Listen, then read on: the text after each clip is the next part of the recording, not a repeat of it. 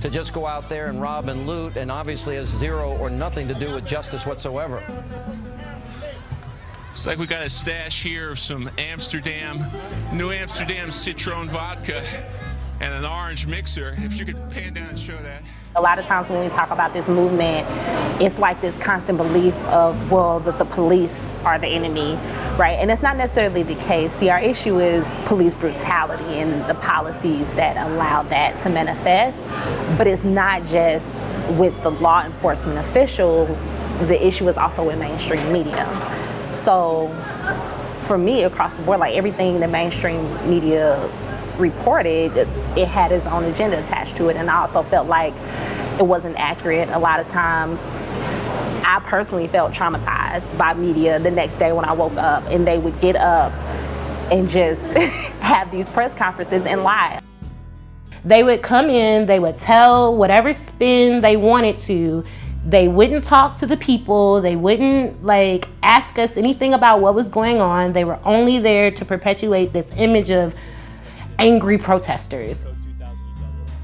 They never stopped to talk about what actually came before that, and the discrimination, the system, the way our counties work, and the oppressive nature of all that. They never delved into that. So it was very frustrating to see that.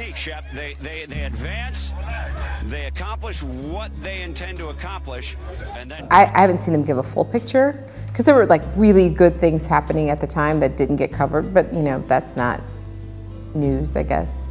But it's true, and so I think in some ways it's really harmed.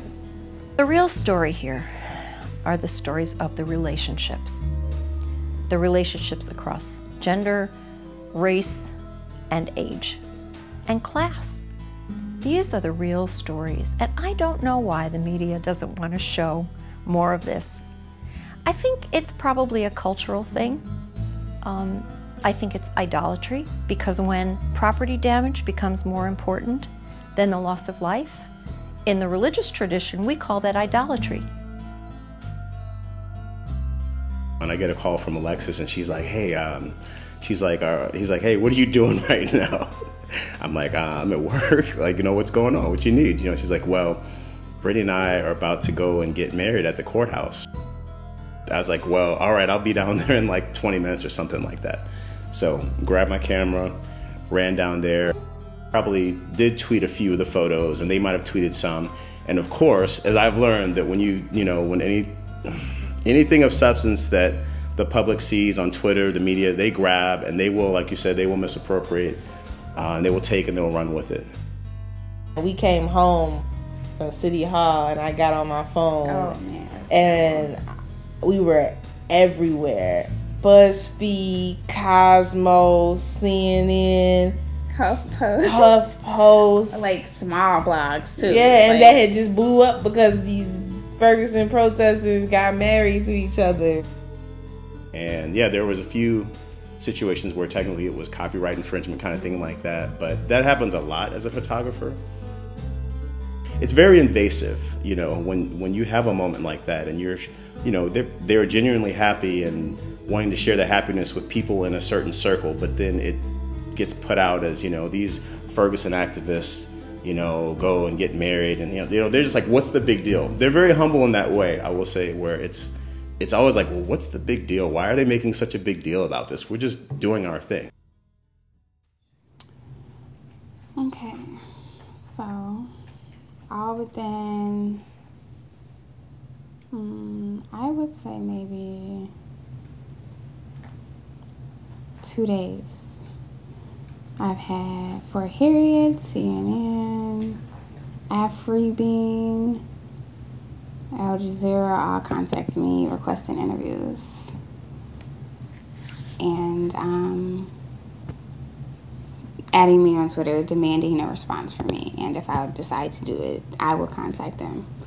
But I just don't like how forceful they are. Like they have to have a piece of me. It's like everybody wants a piece of you. I'm the same way, except I'm very like, fuck you. I don't want to be on your camera. Fuck your camera. I don't want to keep talking about black shit to you, so people can sit at home and eat it up and not ever have to like get on Google and do the research themselves. It's too easy.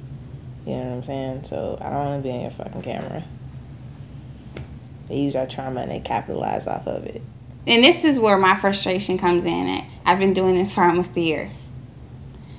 You know, here's you and your white privilege walking in the door and like, hey, what's going on here?